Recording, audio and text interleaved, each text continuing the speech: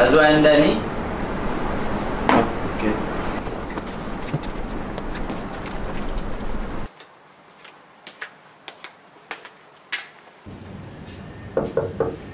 Yes, please come in. Assalamualaikum. Assalamualaikum. Pleasure to meet you. Pleasure to meet you too, of course. Yep. Have a seat. Thank you. Here are my resume and documents All right. and files for your perusal. Okay, Yeah. thank you. Please have a seat. Thank you. Okay. Since that you already submitted your cover letter and also resume, that's good. Yeah. So how should I address your name? You can just call me Dani. Okay, Dani. First thing first, my name is Ainul. And I am Faisalam. Okay, so we will be your interviewer for today. Mm-hmm. Dani, are you ready for the interview session? Yes, I am. Okay. Yeah, we're good to go, right? Yeah. Alright. So the first question is, Dani, Yes. tell me about yourself. Okay, my name is Hazwan Dani Abdul Kadir. I come from the small town of Changlun, which is situated in Kedah. Okay. It is around 10 minutes from the Thai border. So I grew up there. My years and early education was there. Okay. So I'm a political science graduate from the International Islamic University, Malaysia, with specialization in international relations, a field that I'm highly interested in, and hence why I'm here, because IDFR is a prestigious institute for that. So about my work experience, I've worked at 2 places so far, being a recent graduate. So at the first place, in 2013, Okay. being the School of International Studies as a research assistant, where I helped aid lecturers in their research and help them deal with data statistics. The second place was in 2015 as a marketing strategist and webmaster for a law firm in Bangi, Arik and Kamal law firm, Yeah. where I helped them set up their own website and gave them advice on how to expand their online presence and all the network is needed for the facilitation and ease of access for people to get legal aid from them via the web. In terms of my personal interests, I am very interested in keeping up to date with computer development. Also, I'm interested in keeping up to date with contemporary issues such as geopolitics, the relations between countries. And aside from that, I'm interested in photography. I have my own aerial photography business where I'm a drone pilot. Also, I love public speaking. I love learning about other people's cultures. I love traveling as well. So that's a little bit about me. Okay, that is very interesting. The next question is, what are your strengths? Okay, so as for my strengths, I would see myself as having 2 different sets of strengths. The first being is my command of IT, me being tech savvy, because during my university years, I was the go-to person for my peers and my friends. If they need computer help, they need advice on what to buy, and they need me to fix anything related to their computer problems, so I would be the person that they would come to for advice.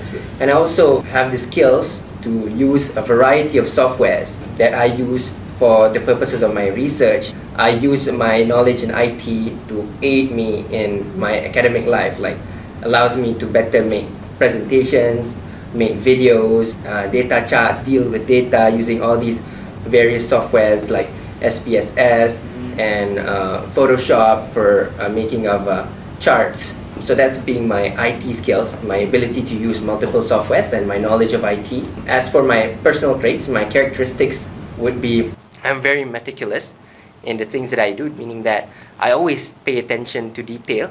In all the things that I do, I put 110%. I ensure that all the assignments that I do, the researches that I conduct, the assignments, the tasks, responsibilities given is run smoothly, and I pay attention to detail very much to ensure that everything is perfect. At least I try to make it so. Apart from that is I love to communicate because I believe in what's like one cannot not communicate. So I like to communicate with others, and that's why I love public speaking. As you can see in my resume, I participated in debating during my university years. Aside from that, I am very dedicated in the assignments given, the tasks, the responsibilities given. As you can see in my CGPA, not only am I able to achieve a high CGPA, as you can see in my resume, but also I managed to juggle that while also being actively participating in the societies, the clubs and whatnot. Also in terms of time management and punctuality. Okay, that's a great, very, you have so many strengths. Yeah, I can see that you're good in IT. Yeah. Still improving myself. Great communication skill, of course. So we already learned about your strengths. May I know your weakness? Okay, so when it comes to my weakness, I believe that me being meticulous is also sort of my weakness, because whereas in certain circumstances and situations that does not require me to overthink, make it too complicated, I do the opposite and make it complicated. So because I'm sort of like a perfectionist, but it's only for the intention of trying to make things better. But sometimes in certain situations it's not needed. Like let's say in certain tasks where I can just do it simply, I tend to think too hard, think of the consequences, and try to put too much effort on it. So I guess it can be a weakness. It's something that I'm trying to improve upon. So I think that it's a weakness. So I'm still working on it. That is very good answer. Okay.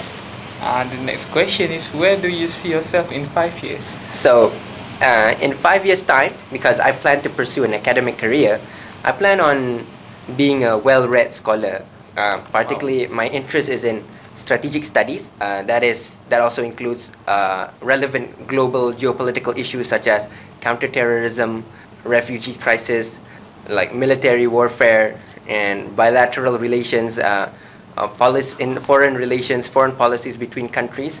So I want to be a scholar in this field, someone that can share his knowledge and publish articles, so climb up the academic ladder, particularly in this institute, IDFR, which is a very prestigious think tank. I'm hoping that I can head several departments, because my application is in the Center for Political and Economic Studies, so I hope to one day take charge of this department and lead projects and research and conduct seminars for diplomats abroad to better understand the society and the world that we live in, and engage in policy making and designing and implementation. Okay, that's a good answer. Okay, Dani, I believe that you read and research a lot about our company. So, as a question, can you tell us something about IDFR?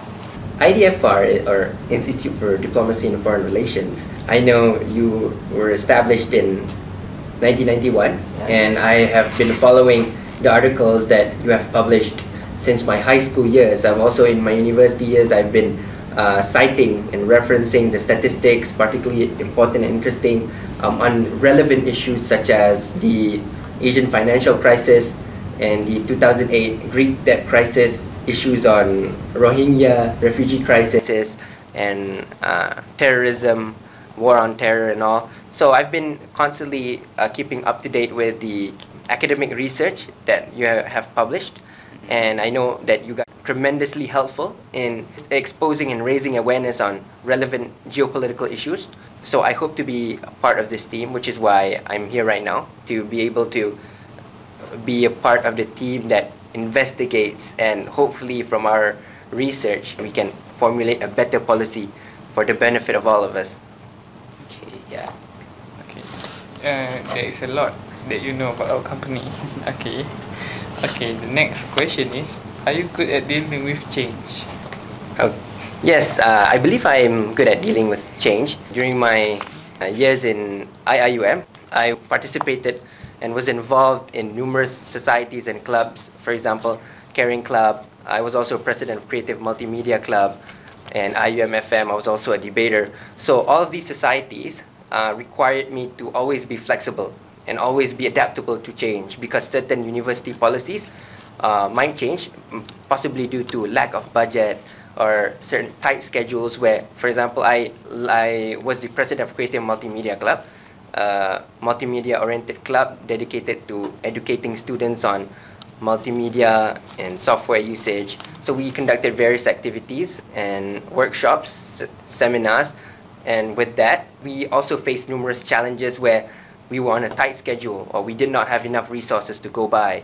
So what we did was we had to come up with a contingency plan, always formulating a backup plan. So Alhamdulillah, for 2 years, I was able, along with the help of my dedicated teammates, we were able to overcome all the challenges, because I was flexible enough to adapt to certain changes. Interesting enough to know that you were the president of a club in your university years.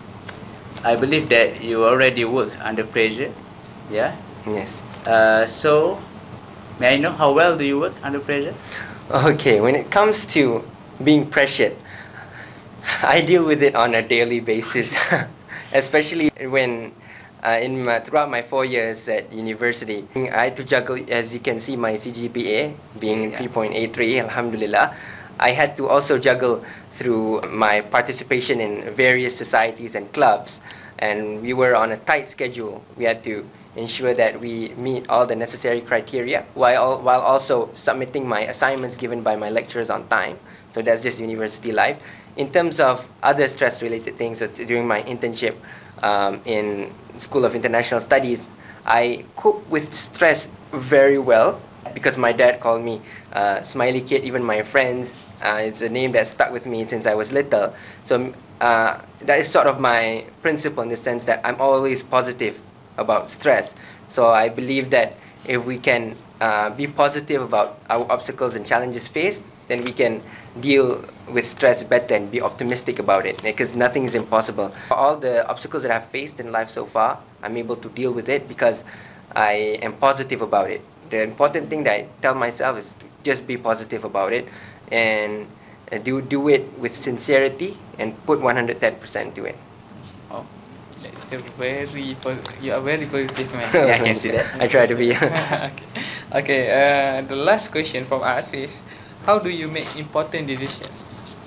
Okay, so this question involves two different views or perspectives, in the sense that for the first one, if I am given the capacity to think independently, then I will make that decision accordingly. I would make a split-second decision. I would always constantly research about it and think critically about it beforehand, considering all the factors, consult with people who are more knowledgeable about certain issues or problems that I've encountered, and try to consider the consequences of my decisions, the long-term effects. And I would also engage in this sort of stakeholder analysis where I would see and decide who will be affected, the consequences, short-term or long-term. Like I've been involved in multiple societies, like Creative Multimedia Club. The activities that we conducted, I always discussed with my members beforehand. And as president, I made sure that all sort of like a democratic process, everything runs well and smoothly, and various factors are considered before I were to make a decision. So it's never something that I would decide easily without thoroughly critically thinking about it to ensure that the repercussions are mostly positive. Yeah, so that is the first thing, if I'm given the capacity to think. If I'm not given the capacity to think, let's say not in that position, then I would just follow the organizational hierarchy. If I'm working under someone, or I have my supervisors, my superiors that I report to, then I would just ensure that my opinions and suggestions on a particular problem that requires my decision-making contribution would be conveyed through proper means, and that they would know my opinions on this. So I would just give my advice on it. Yes. Yeah. I assume you handle great in such important decisions. So you already made important decisions during your university life, during your involvement in curricular study, extracurricular study. Very interesting and fun. As mentioned by Encik Fatizul, it was the end of our. That was the last question for our interview session. We reached the end of our interview. Before we end, so may I know, do you have any question for us? Yes, I have one actually. May I know what are the next steps in this interview process? Okay. Yes. When will I get to know my results? Actually, first we will discuss with top management about our interview, and then normally we will inform you about the result, whether you'll be accepted or not, in 1 or 2 weeks, and via email, or we will contact you. We will inform you. Okay. So we learned a lot of you already. Okay. Do you have any other questions? No, that'll be all. Okay, we learned a lot of you. So we reach our end. Yeah. We wish you all the best in our company. So we will contact you for any further interview session. So that's all from us. Thank you for listening. Thank you so much. I appreciate your time. Yeah. Okay. Thank you. Have a nice day. Have a nice day. Likewise. Okay.